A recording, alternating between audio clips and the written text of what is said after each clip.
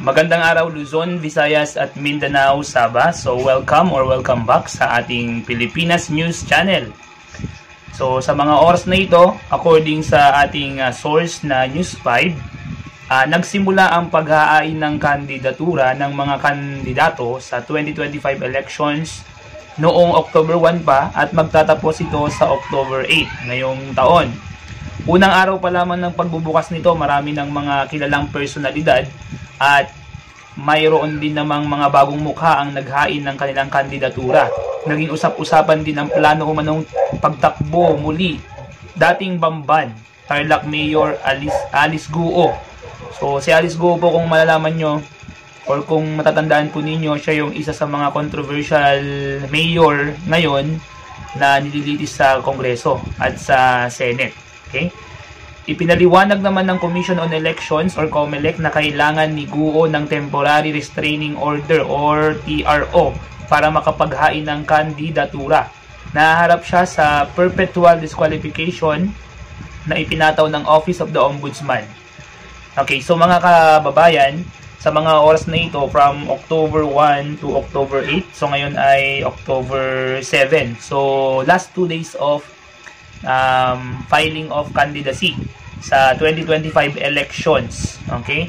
So kung mapapansin po ninyo, hindi lang si Alice Guo ang nagbabalak na kumandidato. According pa rin sa News 5, sinabi dito, naghain ng Certificate of Candidacy or COC sa pagkasenador si dating Senador Bam Aquino ngayong Lunes, October 7. Nais itambal ni Aquino sa libreng kolehiyo ang siguradong trabaho para sa mga kabataan kung papalaring manalo sa darating na 2025 midterm elections. So hindi lang po si Bam Aquino, muli rin pong tatakbo si dating Pangulong Rodrigo Duterte bilang mayor ng Davao. Formal niyang inihain ang kanyang Certificate of Candidacy ngayong Lunes din, October 7. Okay, dati nang nagsilbi si Duterte bilang alkalde ng lungsod noong 1988 to 1998. So 10 years, and then 2001 to 2010 plus 9 years at 2013 to 2016. So maraming pagkakataon na po siyang naging alkalde o mayor ng Davao. At alam naman po natin yung record ni ex-President Duterte or ex-mayor din ng nasabing bayan or city, ang Davao City. At sabi naman dito, tatakbo namang vice mayor ng Davao City ang anak niyang si incumbent Mayor Baste Duterte, dahil siya nga po ang currently mayor ng Davao. So syempre mag-ama yun, kailangan irespeto ng kanyang anak ang kanyang ama. Okay, so maghahalin-hinan sila kumbaga.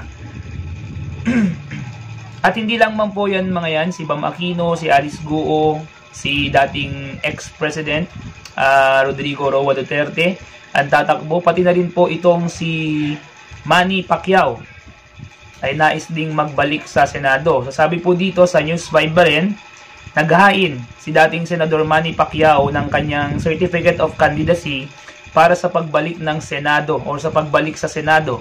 Layo ni Pacquiao na ipagpatuloy ang kampanyang kontra korupsyon na aniyay kanser ng bansa. Tatakbo siya bilang bahagi ng alyansa para sa bagong Pilipinas ng administrasyon ni President Bongbong Marcos, ang kanyang kalaban sa presidential race noong 2022 election. So napaka-ironic naman, ano? Tatakbo siya ngayon sa alyansa ng bagong Pilipinas ng administrasyon ni President Bongbong Marcos. So kung naalala po natin, ay kalaban ni President Bongbong Marcos itong si Manny Pacquiao sa presidential elections noong 2022, na kung saan ngayon ito pong si Manny Pacquiao ay tumatakbo naman po under administration ni President Bongbong Marcos. So ganyan lamang po talaga pag politika po ang pinag-uusapan, wala pong personalan at trabaho lamang po ang kanilang ginagawa mga kababayan.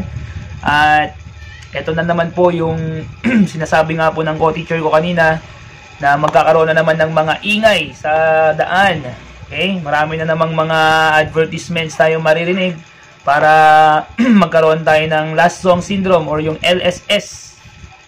Mga kanta-kantang gagamitin ng kanilang mga pangalan and mga tarpaulins or mga posters nila sa lahat ng mga walls dito sa ating mga bayan. Okay?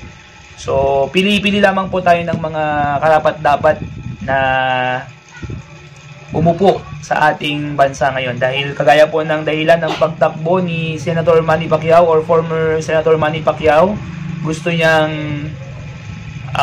ipagpatuloy ang kumpanya kontra sa korupsyon na ani ay tinutukoy niya pong cancer ng bansang Pilipinas. So once again, no, maraming salamat po. Ito po yung mga nakalap nating informasyon ngayon sa News 5 na ito po yung mga candidates na tatakbo po sa kanya-kanyang larangan or sa kanya-kanyang mga positions, mayor, vice mayor, at senators and other vacant positions na paglalabanan po ngayong midterm elections. So once again, this is Pilipinas News Channel. Kung gusto po ninyo ng mga gantong mga balita tungkol sa nangyayari sa ating bansa, click lamang po ang subscribe button at ang like button para lagi kitang ma-notify sa mga updates natin sa channel na to. So once again, this is Pilipinas News Channel. Peace out.